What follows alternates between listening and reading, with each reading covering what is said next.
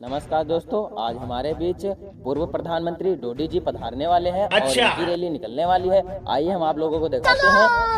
आपकी बार हाँ तो डोडी जी आप बताइए, हमारे क्षेत्र जहांगीराबाद में क्या विकास करना चाहते हैं? हाँ, हमने सोच रखा है विकास करेंगे। क्या सोच रखा है हमारी जनता को बताइए।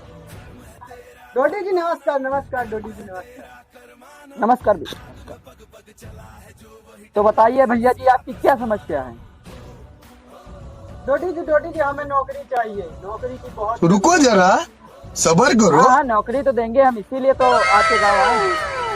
आपकी बार। और अभी तो रुको, क्लाइमैक्स अभी बाकी। क्या बात है, नौकरी मिल गई तुमको? हाँ, डोडी जी ने इतनी बढ़िया नौकरी हमें दिलाई है। मिल गई नौकरी? और क्या। कौन है ये लोग? कहाँ से आते हैं? इतने तेजस्वी लोग हैं हमारे पास। भैया तुम भी यही हो? हाँ, हम भी यही है।